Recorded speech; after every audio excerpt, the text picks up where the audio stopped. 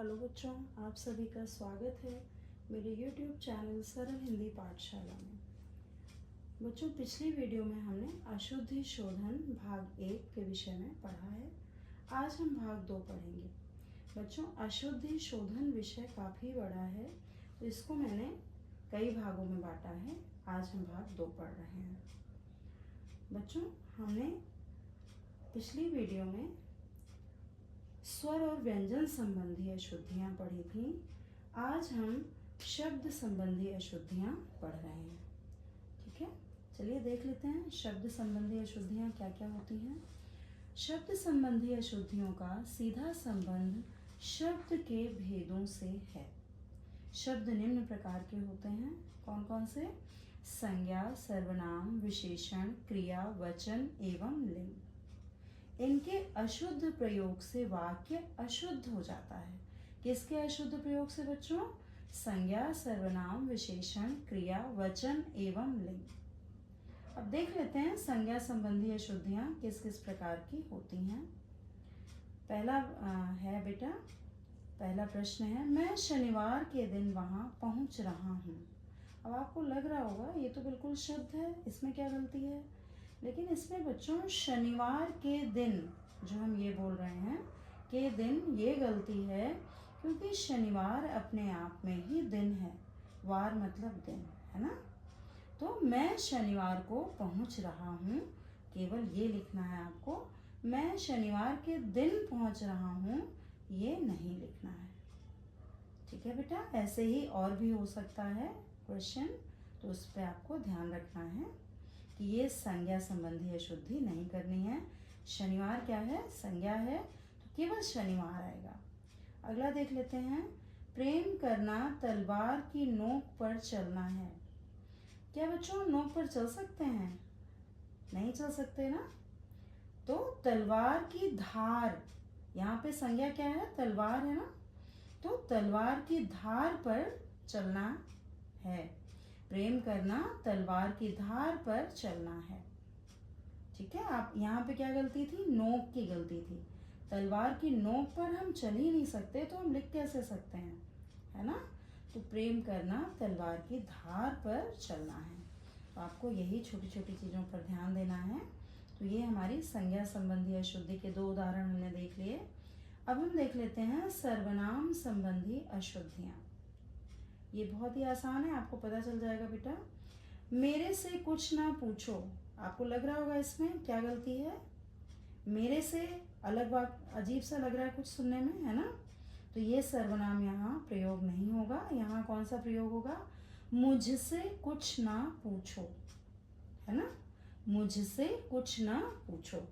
ऐसे ही अगला देख लेते हैं हम एक और प्रश्न, तुम तुम्हारे घर चले जाओ। हम किसी से कहते हैं तुम्हारा घर कहाँ है ना? लेकिन जब हम उसे कहेंगे तो ये नहीं कहेंगे तुम तुम्हारे घर चले जाओ, हम बोलेंगे तुम अपने घर चले जाओ। तो यहाँ पर अपने जो सर्वनाम है, तुम जो सर्वनाम है, यहाँ पे अपने बोलेंगे, तुम्हारे नहीं बोलेंगे। ठीक है बेटा। अब हम देख लेते हैं थर्ड, विशेषण संबंधी अशुद्धियाँ। इसमें अशुद्ध वाक्य है पहला हमारा, मुझे भारी भूख लगी है ना बेटा? मुझे भारी भूख लगी है। तो मुझे भारी भूख लगी है, तो बच्चों भारी भूख नहीं हो सकती है। भारी क्या होता है? कोई चीज होती है ना, बड़ी बहुत सारी होती है जो भारी, है ना? तो यहाँ भूख में भारी नहीं आएगा, यहाँ आएगा मुझे बहुत भूख लगी है। कौन सा विशेषण आएगा? बहुत भूख लगी है। ठीक है बेटा। अगला है हमारा क्वेश्चन, यह चित्र बड़ा सुंदर है। यहाँ पर बड़ा नहीं आएगा बेटा, है ना? बड़ा क्योंकि हमें दिखा रहा है लंबाई चौड़ाई। सुंदरता क्या है? हमें दिखाना है कि बहुत सुंदर है, यह चित्र बहुत सुंदर है। तो ये आपको विशेषण संबंधी अशुद्धियां ध्यान रखनी है कि विशेषण कौन सा सुटेबल विशेषण है जो आएगा। ठीक है। अगला है हमारा बच्चों क्रिया संबंधी अशुद्धि। देख लेते हैं हम, उसे तेज तेज चहलकदमी करना अच्छा लगता है। बच्चों चहलकदमी करना क्या होता है? धीरे धीरे चलना, है ना? तो तो हमने तेज तेज वहां लगा दिया, एकदम गलत है ना। तो यहाँ पर क्या लिखना है हमें, उसे तेज चलना अच्छा लगता है। जब तेज है तो चलना आएगा, चहलकदमी नहीं आएगा। ठीक है, तो ये आपको ध्यान रखना है। अगला हम देख लेते हैं, वह आराम से निद्रा ले रहा है। क्या ये ठीक है? लग रहा है ना कुछ गलती है। तो यहाँ पर क्या आएगा, वह ले रहा है जो है ये गलती है बेटा, इस क्रिया की गलती आ रही है। यहाँ ले रहा है नहीं आएगा, यहाँ पर आएगा वह आराम से सो रहा है। अगला बेटा हमारा वचन संबंधी अशुद्धियां। इसमें हमें वचन पर ध्यान रखना है कि जहाँ एक वचन आ रहा है वहाँ एक वचन, जहाँ द्विवचन आ रहा है वहाँ द्विवचन। ध्यान दीजिए बेटा, पहला वाक्य हमारा, उक्त विषय पर अनेकों विचार उपलब्ध हैं। क्या आपको ठीक लग रहा है? कुछ कमी लग रही है ना? देख लेते हैं शुद्ध क्या होगा, क्यों ये शुद्ध है ये भी देख लेते हैं। उक्त विषय पर अनेक विचार उपलब्ध हैं। अनेकों नहीं आएगा बेटा, अनेक आएगा। ठीक है, अनेकों यहाँ क्यों नहीं आएगा, क्योंकि अनेक अपने आप में ही बहुत ज्यादा है ना, बहुवचन है, वहां अनेकों का प्रयोग नहीं होगा। ठीक है, उक्त विषय पर अनेकों विचार उपलब्ध हैं, ये गलत है बेटा। सही क्या है, उक्त विषय पर अनेक विचार उपलब्ध हैं, क्योंकि अनेक अपने आप में बहुवचन है। अगला देख लेते हैं, उसकी आंख से आंसू बहता है। हमारी कितनी आंखें हैं बेटा? 2 आंख है ना, तो इसलिए हम यहाँ पे क्या आएगा, आंखों। उसकी आंखों से आंसू बहता है। क्लियर है बेटा? यहाँ आंख की जगह आंखों क्यों आएगा, क्योंकि हमारी 2 आंखें हैं, इसलिए एक आंख होती तो हम एक आंख की बात करते। यहाँ बस एक आंख की बात हो रही है, आंसू तो दोनों से बह रहे हैं है ना, तो इसलिए यहाँ आंखों आएगा। अगला है हमारा बेटा लिंग संबंधी अशुद्धियां।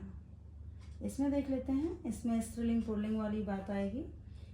ध्यान दीजिए बेटा, सुभद्रा कुमारी चौहान उच्च कोटि की कवि थी। कोई कमी लग रही है बेटा? सुभद्रा कुमारी क्या है, स्त्रीलिंग है ना, और कवि क्या है, पुल्लिंग है। तो यहाँ पर हमें कवि की जगह क्या लाना होगा, तब हमारा वाक्य शुद्ध होगा, कवयित्री। स्पेलिंग भी ध्यान देना है बेटा, कवयित्री। सुभद्रा कुमारी चौहान उच्च कोटि की कवयित्री थी। ऐसे ही अगला देख लेते हैं हम, सभी काम के लिए आपको फीस देना ही पड़ेगा। अब सभी आ गया ना, सभी मतलब बहुत सारा, ढेर सारा, तो यहाँ पर आ जाएगा सभी कामों के लिए हमें, सभी कामों के लिए आपको फीस देनी ही पड़ेगी।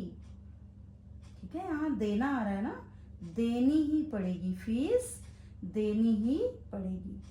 ठीक है, फीस स्त्रीलिंग है, और यहाँ कामों भी यहाँ गलत आ गया, काम की जगह कामों आ जाएगा, क्योंकि सभी हो रहा है, सारे काम है ना, तो यहाँ सभी काम नहीं आएगा, सभी कामों के लिए आपको फीस देनी ही पड़ेगी। तो ये आपकी बेटा सारी अशुद्धियाँ ये वाली कौन सी हो गई, शब्द संबंधी अशुद्धियाँ यहाँ पर पूर्ण हो गई। अब हम अगली वीडियो में बच्चों वाक्य संबंधी अशुद्धियाँ पढ़ेंगे। बच्चों आपको शब्द वाली अशुद्धियों में कोई भी परेशानी आए तो आप कमेंट बॉक्स में कमेंट करना, मैं आपको रिप्लाई करूँगी। ठीक है बेटा, आगे भी आप अपना ये वीडियो सब्सक्राइब हमारा चैनल करना, जिससे अगली वीडियो आपको तुरंत मिल जाए। धन्यवाद बच्चों।